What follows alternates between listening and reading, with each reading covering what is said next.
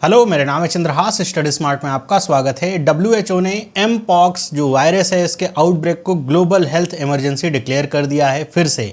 तो ये क्या है वायरस, क्यों इसे बार बार ग्लोबल हेल्थ इमरजेंसी के तौर पर डिक्लेयर करना पड़ रहा है, कितना खतरनाक है और इस बार इसमें क्या चेंजेस हो रहे हैं, किस लेवल पे फैल रहा है, सब कुछ हम डिस्कस करेंगे। इसे बहुत इंपॉर्टेंट हो सकता है आपके किसी भी एग्ज़ाम्स के लिए।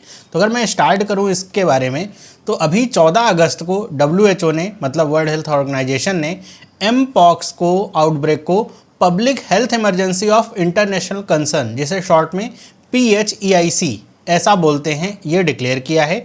और किसके अंतर्गत? अंडर इंटरनेशनल हेल्थ रेगुलेशन 2005 के अंतर्गत। कि ये डिक्लेयर करने का उद्देश्य ये होता है ताकि सारे देश ये इस तरह के वायरस से लड़ने की जो तैयारी है वो कर सकें, अपने आप को प्रिपेयर कर सकें कि एक नया वायरस है जो कि बहुत तेज़ी से फैल रहा है। इसके अलावा डब्ल्यूएचओ को जो नेसेसरी फंडिंग चाहिए हो वो भी इकट्ठा करी जा सके ताकि इस वायरस को कंटेन किया जा सके, इस वायरस या किसी वायरस को। तो ये अभी एम पॉक्स वायरस को किया गया है। तो इसको डिक्लेयर करते हुए टेड्रोस एडनम जो डब्ल्यूएचओ के डीजी हैं, उन्होंने क्या कहा कि the emergence of new clade of mpox, its rapid spread in eastern DRC and the reporting of cases in several neighboring countries are very worrying। मतलब कि जो नया क्लैड है एम पॉक्स वायरस का, जो बहुत तेज़ी से फैल रहा है, खास तौर पे ईस्टर्न DRC मतलब डेमोक्रेटिक रिपब्लिक ऑफ कॉन्गो, जो कि अफ्रीका का एक देश है, उसमें और उसकी जो नेबरिंग कंट्रीज़ हैं उसमें बहुत तेज़ी से फैल रहा है, वो बहुत ज़्यादा चिंताजनक है। और ये भी बता रहे हैं कि ये जो आउटब्रेक हुआ है एम पॉक्स वायरस के नए क्लेड का DRC और अदर कंट्रीज़ में, लिखा है it's clear that coordinated international response is needed to stop the outbreak and save lives. कि अगर कोऑर्डिनेटेड इंटरनेशनल रिस्पॉन्स नहीं मिला तो ये आउटब्रेक फैलेगा कोविड की तरह ही। और फिर उसके बाद आपको पता होगा वायरसेस की टेंडेंसीज़ क्या होती है, म्यूटेट बहुत होते हैं। अभी तो जैसे इसके 2 स्ट्रेन्स हैं, आने वाले समय में जब ये अलग अलग देशों में जाएगा तो हो सकता है इसके और भी अलग अलग स्ट्रेन्स नए बने, म्यूटेट हो वायरस। और म्यूटेट होने का मतलब ये भी नहीं होगा खतरनाक ही होगा वायरस, हो सकता है थोड़ा वीक हो जाए लेकिन खतरनाक भी हो सकता है। तो इसलिए अगर अभी से इसे कंटेन कर लिया जाए तो बहुत अच्छा है। तो ये टेड्रोस एडनम ने ये डिक्लेयर करते हुए बताया। अगर हम आज की ही न्यूज़ देखें 16 अगस्त की, तो इसमें आपको दिख रहा होगा हेडलाइन दी हुई हिंदुस्तान टाइम्स में कि Sweden reports deadly clad 1 variant of mpox, first such case outside Africa. कि अभी तक तो अफ्रीका या उसकी नेबरिंग कंट्रीज़ में था, सोचिए अफ्रीका को पार करके यूरोप पहुंच चुका है ये वायरस, और स्वीडन में रिपोर्ट किया गया है इसका डेडली क्लैड 1 वेरिएंट। मतलब क्लैड 2 ज़्यादा तेज़ी से फैलता है लेकिन क्लैड 1 पहुंच चुका है। तो इस तरीके से अब ये वायरस फैलेगा तो फिर से पूरे देशों में, पूरे ग्लोबल लेवल पे फैलेगा, तो फिर से एक नई तरह की इमरजेंसी आने वाली है। तो इसीलिए चिंताजनक बात है कि अभी ही इसे कंटेन किया जाए, इसके प्रति अवेयरनेस फैलाई जाए, डब्ल्यूएचओ को जो हेल्प हो सके वो दी जाए। तो अगर हम बात करें इसके फैलने की, तो आप जैसा देख सकते हैं यहाँ मैप में कि ये सेंट्रल अफ्रीका वाला जो पार्ट है, इसकी जो कंट्रीज़ जैसे डेमोक्रेटिक रिपब्लिक ऑफ कॉन्गो, यहाँ पे मेनली ये फैलता ही है हमेशा से, शुरुआत भी यहीं से हुई है इस वायरस की और यहीं पे फैलता है। तो यहाँ पे आपको दिख रहा होगा ये जो ब्लू है क्लैड 1 है और जो क्लैड 2 है वो आपका ग्रीन कलर से है। तो क्लैड 2 इसकी जो नेबरिंग कंट्रीज़ हैं सेंट्रल अफ्रीका की, वेस्ट अफ्रीका में जैसे नाइजीरिया, घाना, यहाँ तक भी ये फैला हुआ है। तो यहाँ पे बताया जा रहा है कि कोऑर्डिनेटेड रिस्पांस वगैरह चाहिए, सब तो आपको पता ही है। लिखा है कि एमपॉक्स जो ओरिजिनेट हुआ है अफ्रीका में ही, इसको निगलेक्ट किया गया और इस वजह से ये ग्लोबल आउटब्रेक बना था 2022 में भी। मैंने शुरुआत में कहा था कि फिर से इसे घोषित किया गया ग्लोबल हेल्थ इमरजेंसी, क्योंकि 2022 में भी इसे घोषित किया गया था इसी तरीके से, और वह फिर इसे निगलेक्ट किया गया, कुछ ज़्यादा इस पर रिस्पॉन्स नहीं हुआ। यही होता है ना कि जब तक कोई ज़्यादा बीमार नहीं हो कोई देश में या फिर फैलेगा नहीं ज़्यादा, तब तक इस पर कोई चिंता नहीं करते हैं। ख़ास तौर पे जो रिच कंट्रीज़ हैं उनके बारे में बात हो रही है। जो लोअर इनकम कंट्रीज़ हैं जैसे अफ्रीका के देश हो गए, यहाँ पे क्या हो रहा है उससे कुछ ज़्यादा लेना देना नहीं रहता है। लेकिन अब ये विदेशों में जब फैलेगा, जब यूरोप वगैरह में, तब इसके ऊपर रिसर्च भी होंगी, वैक्सीन्स भी प्रॉपरली इसके ऊपर बनेंगी और इसको कंटेन भी किया जाएगा। तो ये बात बताई जा रही है। अगर हम बात करें एमपॉक्स की, आखिर ये एमपॉक्स वायरस है क्या? तो अगर हम एमपॉक्स वायरस की बात करें तो इसे पहले मंकी पॉक्स के नाम से जाना जाता था, लेकिन 2022 में डब्ल्यूएचओ ने इसको रीनेम किया, रीनेम करके इसे क्या कर दिया, एमपॉक्स। क्यों रीनेम किया? क्योंकि वो आजकल होता नहीं है कि भावनाएं आहत होने वाली जो चीज़ होती है, ऐसे लेकर के कोविड के बाद से ये सारी चीज़ें होने लगी थी कि अब जो नई गाइडलाइंस है WHO की, कि जिसके तहत आप किसी भी वायरस या बीमारी को नाम देते हैं तो किसी कल्चर, रेस और इन सब चीज़ों से मैच नहीं करना चाहिए। मतलब ऐसा ना हो कि कुछ ऐसा वायरस दे दिया गया नाम, जैसे आपको अगर पता होगा, शायद बहुत सारे बच्चों को नहीं पता होगा, कि एक सुपर बग की चर्चा होती है, अगर आपको पता हो, कि ऐसे मतलब वायरस या बैक्टीरिया कह लीजिए जिनके ऊपर जो एंटीबायोटिक्स हैं असर नहीं कर रहे हैं, तो उसे दिल्ली सुपर बग के नाम से जाना गया, मतलब दिल्ली के नाम से दे दिया गया उसका नाम। तो ऐसे क्या होता है, बदनामी होती है देशों की, या किसी एनिमल के ऊपर रख दिया, मंकी पॉक्स हो गया तो मंकी से नफरत करने लगे लोग। तो इसलिए अब इस तरह का नेम नहीं रखा जाता, इसलिए अब इसे एम पॉक्स वायरस ऐसे बुलाया जाता है। तो ये एक इन्फेक्शियस डिजीज़ है जो कि मंकी पॉक्स वायरस से होती है। मतलब मंकी के अंदर ये वायरस पहले आया था, उसके बाद अब ये मंकी से इंसानों में ट्रांसफ़र हुआ है। इस तरह की जो डिजीज़ेज़ होती हैं इनको ज़ोनोटोनिक डिजीज़ेज़ भी ऐसे कहा जाता है। और ये जो वायरस है ये ऑर्थोपॉक्स वायरस जीनस को बिलोंग करता है, जो कि पॉक्सीविरिडे फैमिली का पार्ट है। तो ये वायरस के बारे में एक टेक्निकल डिटेल कह सकते हैं। और अगर हम थोड़ा इसकी हिस्ट्री जानें तो पहली बार जो मंकी पॉक्स वायरस डिस्कवर हुआ था 1958 में हुआ था, मंकीज़ के अंदर हुआ था। ऐसे मंकीज़ जिनको रिसर्च वगैरह के लिए रखा गया था, तो उन मंकीज़ में मंकी पॉक्स वायरस को पहली बार ढूंढा गया था। और पहला जो ह्यूमन केस हुआ था, मंकी से ह्यूमन में ट्रांसफ़र हुआ था, वो रिकॉर्ड किया गया था 1970 में DRC में ही, मतलब डेमोक्रेटिक रिपब्लिक ऑफ कॉन्गो जिसकी चर्चा हो रही, यहीं पे सबसे पहला केस हुआ था ह्यूमन वाला। और उसके बाद लिखा हुआ है the disease is endemic in parts of central and western Africa. Endemic होने का मतलब कि जो डिजीज़ किसी खास पार्ट तक ही फैली हुई है, उसको ग्लोबल आउटब्रेक ऐसा नहीं अभी डिक्लेयर किया गया, वरना पेंडेमिक हो जाएगी। पैन मतलब बहुत जगह फैल गई, पेंडेमिक। एंडेमिक का मतलब किसी एक खास देश तक या खास इलाके तक फैली, एंडेमिक है वो। तो सेंट्रल और वेस्ट अफ्रीका तक ये एंडेमिक थी। लेकिन अभी जो रिसेंट आउटब्रेक हुए हैं, जो कि जैसे अभी स्वीडन तक पहुंच चुका है, तो ये अब ये खतरा है कि ये जो डिजीज़ है ग्लोबली लेवल पे फैलेगी अगर इसे रोका नहीं गया तो।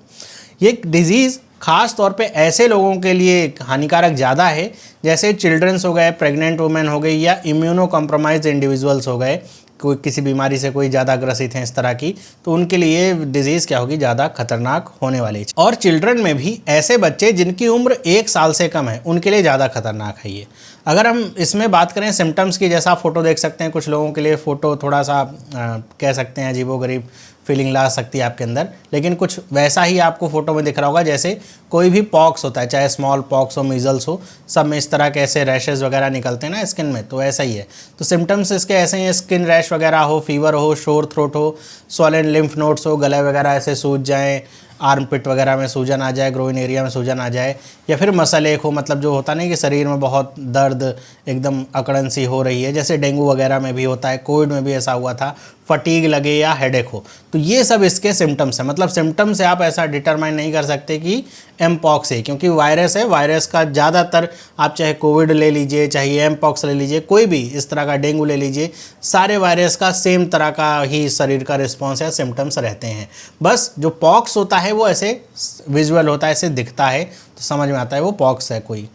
ट्रांसमिशन कैसे होता है, तो कोई भी वायरस का जैसे ट्रांसमिशन हो रहा है, सबसे पहला तो है डायरेक्ट कांटेक्ट। डायरेक्ट कांटेक्ट का मतलब कि अगर किसी के पास वायरस है, आपने उसे छुआ, हाथ मिलाया, गले मिले, साथ में बैठे, या फिर इसमें जो जैसे DRC में सबसे ज़्यादा जो ये फैल रहा है वो सेक्सुअल कांटेक्ट की वजह से है, तो ये डायरेक्ट कांटेक्ट की वजह से फैलता है। रेस्पिरेटरी ड्रॉपलेट से भी फैलता है कि अगर किसी को है, आपने उसे छुआ भी नहीं है, उसके साथ बैठे हुए हैं, सांस ले रहे हैं, जो ड्रॉपलेट्स निकल रही हैं मुंह से, उससे भी हो सकता है। कंटेमिनेटेड मटेरियल्स, मतलब अगर किसी को इस तरह का पॉक्स है, उसके कपड़े या फिर उसका जो बिस्तर है उसका आप इस्तेमाल करते हैं बिना उसे साफ़ किए हुए, तब हो सकता है। एनिमल्स के थ्रू भी ये हो सकता है। तो ट्रांसमिशन के इतने सारे ये मोड होते हैं, जैसे नॉर्मल वायरस के जो भी मोड हैं वही सारे इसके भी हैं। अगर हम बात करें इस वायरस के टाइप की, तो मैंने आपको पहले ही बता दिया, आपने देखा होगा, तो इसके 2 टाइप हैं, एक है क्लैड 1 और दूसरा है क्लैड 2। तो जो क्लैड 1 है ये ज़्यादा डेडली है, ये ज़्यादा सीवियर इलनेस लाता है और इसकी वजह से ही डेथ हो रही है, क्लैड 1 की वजह से। और लेकिन ये जो है लिखा हुआ है कि some outbreaks have killed up to 10% of people who got sick, मतलब कि जिनको क्लैड 1 वाला वायरस हुआ है, इसका स्ट्रेन हुआ है, 100 लोग अगर बीमार हैं तो 10 लोग मर जा रहे हैं। और यहाँ पे अगर बात करें कि जो क्लैड 1 है यहाँ पे है वो एंडेमिक है टू सेंट्रल अफ्रीका, मतलब ये जो क्लैड 1 है ये ज़्यादा फैला नहीं है, ग्लोबल लेवल पे सेंट्रल अफ्रीका तक ही है। लेकिन यही जो क्लैड 1 है इसी का जो स्ट्रेन है वो स्वीडन में पाया गया, इसीलिए ज़्यादा खतरनाक अब हो जा रहा है कि अगर ये क्लैड 1 ज़्यादा फैल गया तो ये जो मंकी पॉक्स वायरस है ये फिर से कोविड की तरह भी खतरनाक हो सकता है, क्योंकि अब अगर 10% का मॉर्टेलिटी रेट होगा तो जाहिर सी बात है खतरनाक हो जाएगा। वहीं अगर हम बात करें क्लैड 2 की, जो कि ज़्यादातर जो सेंट्रल अफ्रीका से बाहर जो फैल रहा है इसका स्ट्रेन वो क्लैड 2 वाला ही है। तो क्लैड 2 जो है ये 2022 में भी बाहर फैला था सेंट्रल अफ्रीका के बाहर, और इस बार भी देखा जा रहा है। और जो क्लैड 2 है थोड़ा लेस सीवियर है, मतलब इसमें जो जान जाने का खतरा है वो उतना ज़्यादा नहीं जितना क्लैड 1 में है, और इसमें जो बीमारी के लक्षण और जो ठीक होने का दर है वो थोड़ा अच्छा है क्लैड 1 की तुलना में। और लिखा हुआ है more than 99.9% of people survive clad 2, मतलब कि 99 मतलब रेयरली कोई बहुत ज़्यादा इम्यूनो कम्प्रोमाइज़ होगा क्लैड 2 का तो उसकी डेथ हो सकती है, वरना सर्वाइव कर जाते हैं। और जो क्लैड 2 है ये एंडेमिक टू वेस्ट अफ्रीका भी, जैसे मैप में आपको दिखाया था कि नाइजीरिया, घाना, उन सब एरिया में क्लैड 2 फैला हुआ है। और यही बात करें जो इसका क्लैड 2B वाला वायरस है, इसमें भी अलग अलग स्ट्रेन है, तो वो ज़्यादा फैल रहा है ग्लोबल लेवल पे। तो इसके दो समझ सकते हैं, दो टाइप्स हैं क्लैड 1 और क्लैड 2 अभी तक।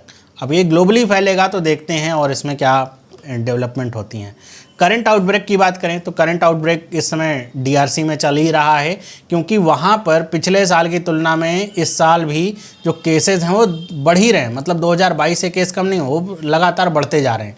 तो DRC में इस बार क्या है कि अभी समझिए कि आधा साल से ज़्यादा थोड़ा ख़त्म हुआ है, पिछले साल 2023 की तुलना में 15,600 केसेस आ चुके हैं, मतलब इतने केसेस पिछले साल भी नहीं आए थे, उससे ज़्यादा केसेस अभी तक ही आ चुके हैं। और 537 डेथ्स हो चुकी हैं, मतलब पिछले साल से ज़्यादा।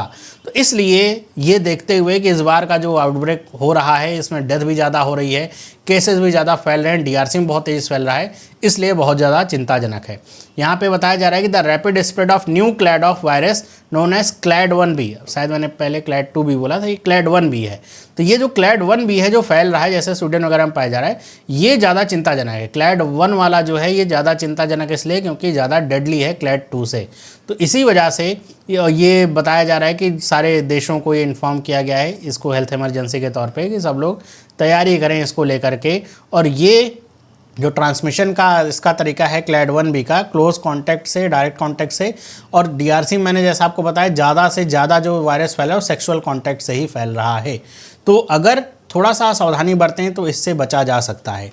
अगर हम इसके प्रिवेंशन और ट्रीटमेंट की बात करें तो इसकी वैक्सीनेशंस हैं, तो वैक्सीनेशंस जो स्मॉल पॉक्स में डेवलप करी गई हैं वो इस मंकी पॉक्स के प्रोटेक्शन में भी काम आ रही हैं। और WHO के द्वारा अप्रूव्ड इसकी 2 वैक्सीन्स हैं जो वर्तमान समय में लगाई जा रही हैं लोगों को। और अब जैसे इस आउटब्रेक को देखा जा रहा है कि बहुत तेज़ी से फैल रहा है, इसके ऊपर और ज़्यादा रिसर्च और वैक्सीन को लेकर के कुछ और कदम उठाए जा रहे हैं WHO की तरफ से। और प्रिवेंट कैसे कर सकते हैं? अवॉइड कर सकते हैं डायरेक्ट कांटेक्ट, जैसा कोविड में हम लोग करते थे, डायरेक्ट कांटेक्ट को अवॉइड करें तो हम इससे बच सकते हैं। हाइजीन प्रैक्टिस अगर हम अपनी बढ़िया कर लें, मतलब रेगुलर हैंड वॉश करें और जो पर्सनल यहाँ पे प्रोटेक्टिव इक्विपमेंट्स हैं उनका प्रयोग करें, मास्क वगैरह लगाएं, किसी से मिल रहे हैं तो हाथ वगैरह मिलाने से बचें। ऐसा किसी के ऐसा कहीं जिम वगैरह जा रहे हैं, किसी को पसीना हो रहा है तो आप उसको प्रॉपर साफ़ करके इक्विपमेंट्स वगैरह को यूज करें, तभी आप इस तरह के वायरस से बहुत अच्छे से बच सकते हैं। बाकी सपोर्टिव केयर भी आप फोकस कर सकते हैं इससे, क्योंकि वायरस है, वायरस की कोई दवा नहीं होती है कि वायरस को, जैसे बैक्टीरिया की दवा हो गई, वायरस की कोई दवा नहीं होती है। शरीर खुद ही एंटी बॉडीज़ बनाता है वायरस के प्रति और खुद ही हील होता है। तो अगर आप अपने शरीर का ध्यान रखेंगे, अच्छी डाइट वगैरह रखेंगे, पानी वगैरह बेहतर पिएंगे, तो अगर वायरस होगा भी तो शरीर का जो इम्यून सिस्टम है वो उस वायरस को तोड़ देगा या फिर उससे आप निजात पा लेंगे। आखिरी में अगर हम बात करें, WHO ने इन सारी चीज़ों के साथ ये कहा है कि ये जो वायरस है इसके लिए सपोर्ट के लिए, सर्विलांस, प्रिपेयर्डनेस और रिस्पॉन्स के लिए हमें $15 मिलियन का अभी सपोर्ट चाहिए। और ये WHO ने अर्ज किया है जो डोनर्स हैं कि वो इस वायरस के प्रति जो डोनेशन है या फंडिंग है वो करना शुरू कर दें, ताकि हमें ये जो $15 मिलियन की फंडिंग है प्राप्त हो सके। और इमीडिएट अभी इसके लिए WHO ने अपनी तरफ से $1.45 मिलियन रिलीज़ किए हैं WHO contingency fund for emergencies से, मतलब एक फ़ंड होता है WHO का, उससे $1.45 अभी रिलीज़ किया गया, ताकि जो वर्तमान समय में चीज़ें चल रही हैं इसे कंटेन किया जा सके और जो सर्विलांस है बढ़ाया जा सके और लोगों को अवेयर वगैरह किया जा सके, और हो सकता है आने वाले समय में और ज़्यादा फंड, इसी फंड से पैसे रिलीज़ किए जाएँ। और WHO फंडिंग भी इसके लिए इकट्ठा करने का पूरा प्रयास कर रहा है अलग अलग देशों से। तो ये है पूरी बात एमपॉक्स वायरस की। ये वायरस कहाँ से फैला, कहाँ तक फैला हुआ है, क्या इसके स्ट्रेन्स हैं, कितने टाइप हैं और इसकी हिस्ट्री क्या है, क्यों इतना डेडली है, कौन सा ज़्यादा कह सकते हैं टाइप इसका डेडली है और कैसे इससे बचा जा सकता है, सब कुछ मैंने बता दिया है। अगर आपको ये वीडियो अच्छी लगी है तो वीडियो को लाइक ज़रूर किया करें। आपके लाइक हमें ज़्यादा मोटिवेट करते हैं इस तरह के और वीडियोस बनाने के लिए। आपके क्या विचार हैं इसको लेकर के, आप कमेंट करके बताइएगा कि क्या आप सोचते हैं इसके बारे में। इस तरह की और वीडियोस के लिए चैनल को सब्सक्राइब कर लीजिए। मिलते हैं अगली वीडियो में, सभी लोगों को बाय।